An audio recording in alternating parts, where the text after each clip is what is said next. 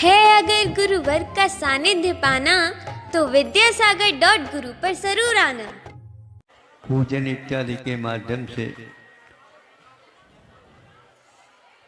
समय का उपयोग किया। समय थोड़ा सा ज़्यादा हो रहा है, लेकिन फिर भी पात्र में से इधर उधर थोड़ा सा छलक जाता है।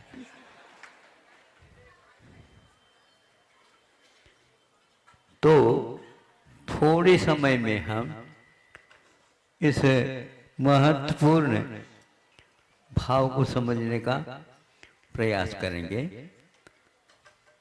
एक ख्याति है, सुना है, पढ़ा भी है काव्य ख्याति में, कि एक मुनि होती है जिसके प्रभाव क्या क्या होते हैं।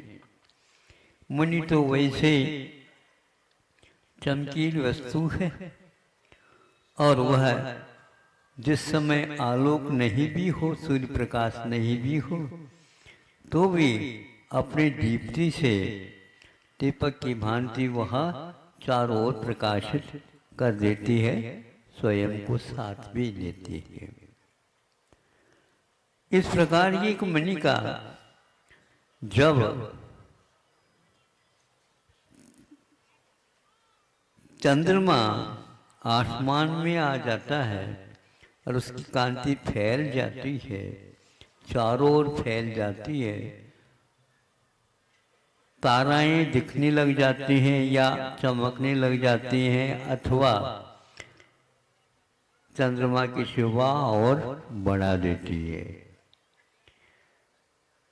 किंतु बहुत दूर भले ही हो, किंतु धरती के ऊपर भी उसका कुछ अपना प्रभाव रहता है, वो अपने को देखना है। तो वह एक उस सूर्य के प्रकाश को हम यहाँ तक है क्या नहीं, ये कैसे जान सके। देखो, जब वह चंद्रमा आलोकित होता है, कांति नीचे तक धरती तक आ जाती है, धरती सारी सारी सफेदी से बिछ जाती है। धरती इससे आगे और कुछ प्रभावित नहीं होती। किंतु धरती पे रहने वाले कुछ ऐसे भी हैं, उन मनियों में क्या क्रांति आती है, क्या प्रभाव पड़ता है उसका, ये देखने के काबिल है। तो वहाँ पर एक धरती पर मणि थी, मान थोड़ी सी गड़ी हुई या ऊपर आ रही हो, कुछ भी हो, और वह उसके ऊपर किरणावलियाँ कांति पड़ी, तो क्या, वो तो पहले प्रकाशित तो हो रही थी मणि का, किंतु उसमें धीरे धीरे से शुद्ध जल स्राव होने लगा, और वह शुद्ध जल से भीग गई मणि, और वह और भी पानी टपकने लगा। कहा गया है ये क्या है, यह वो चंद्रकांत मणि, इसी को बोलते हैं चंद्रकांत मणि। तो चंद्र के कारण उन किरणावली कांति से प्रभावित होकर के वह जल स्रोत को छोड़ देता है। तो बूंदे बूंदे आकर के वहां पर बहने लग जाती है। ये कहाँ सा जल था नहीं वहां पर, किंतु उस कांति का उस ऊपर प्रभाव पड़ने से भीतर से स्रोत के रूप में जल आने लगा है। इसको चंद्रकांत मणि बोलते हैं। धरती में से पानी नहीं निकला, धरती में और भी कुछ है वस्तुएं, उसके ऊपर उस कांति का कोई प्रभाव नहीं पड़ा। इस मणि के ऊपर पड़ा, लेकिन दूसरे और भी मणियाँ थी, उनसे ऊपर कोई नहीं पड़ा, क्योंकि इस जाति का ही यह चंद्रकांत मणि है, जिसके ऊपर उस कांति के कारण जल का प्रादुर्भाव फूटना हो। उस जल में किसी प्रकार से आगम के अनुसार कोई जीव जंतु नहीं। जब वह वायुमंडल में रह करके अन्य पदार्थों का संपर्क पा जाता है, उसमें भी जीव उत्पन्न होने की क्षमता आ जाती है।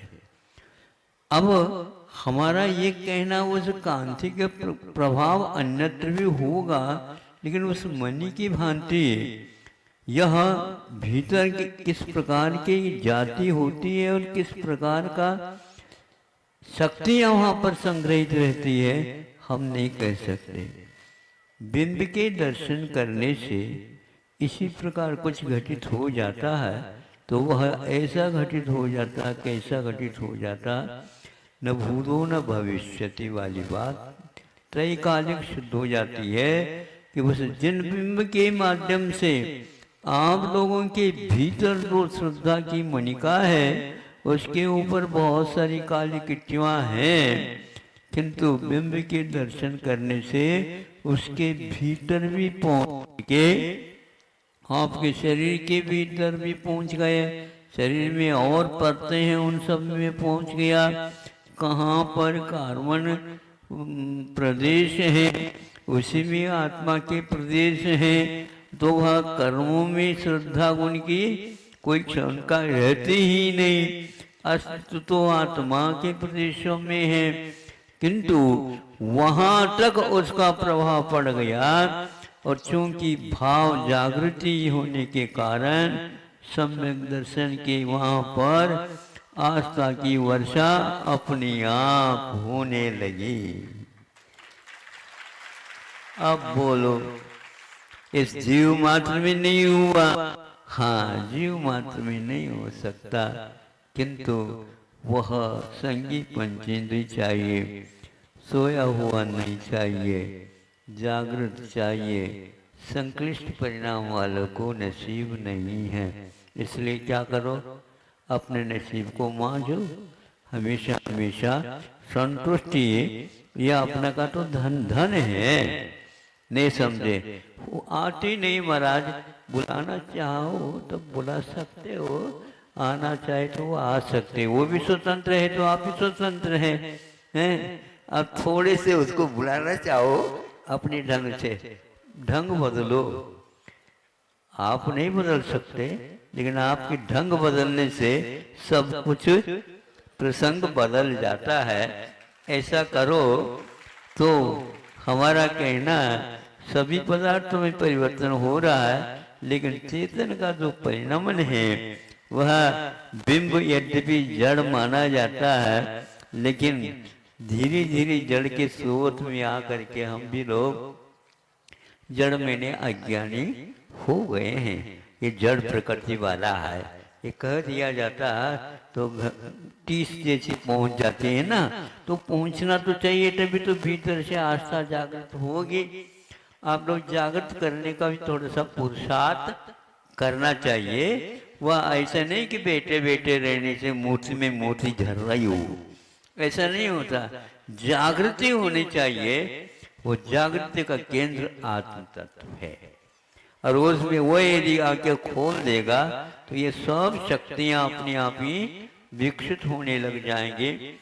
विलंब भले हो गया है, लेकिन सबको हुआ ऐसे ही विलंब, और हम भी एक पुरुषार्थ प्रारंभ करें, ज्यादा समय नहीं लगता, बहुत जल्दी वह अमृत कुंड हमारा हमेशा हमेशा ताज़ा बना रहेगा।